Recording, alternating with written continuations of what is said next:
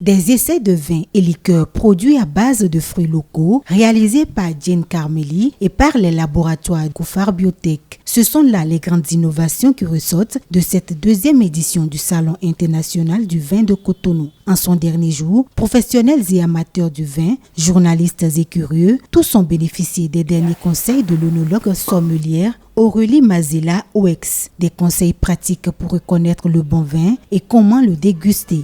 Donc là on voit, le vin commence à être un petit peu tuilé, ce qui indique que le millésime est plus vieux.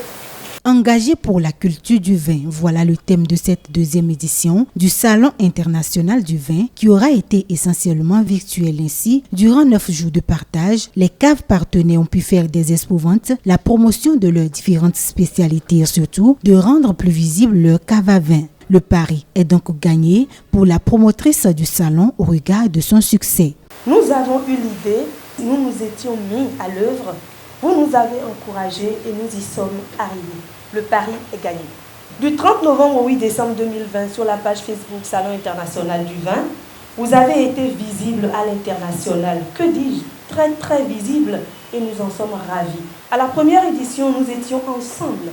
À la deuxième édition également. Je voudrais vous rassurer de ce fait que Lumière Communication prend ici l'engagement devant tous de toujours se rendre disponible pour vous accompagner dans la gestion de la communication de vos caves pour une meilleure visibilité, pour un meilleur accroissement du chiffre d'affaires et un meilleur retour sur investissement. Ce Salon international du vin édition 2 est venu à point nommé puisque nous sommes à quelques jours des fêtes de fin d'année. Désormais, chers amateurs du vin, je pense que vous avez les bonnes adresses et savez désormais vers quelle cave vous dirigez.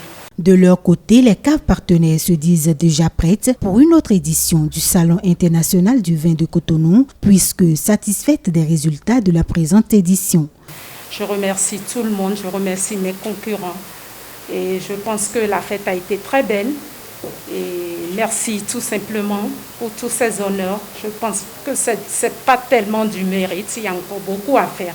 Sur les réseaux sociaux, nous avons eu des impacts, nous avons eu les échos, nous savons que c'est parti partout. Je la remercie pour ce qu'elle a fait pour les caves parce qu'elle est pleine de dynamisme et nous, ça nous a permis d'avoir quand même un portail un peu ouvert sur les réseaux sociaux. Donc j'apprécie beaucoup et je la remercie.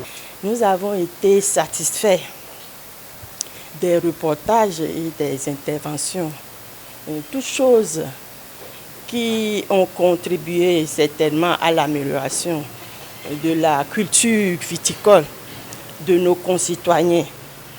Et nous espérons que la troisième édition nous réservera de surprises plus grandes.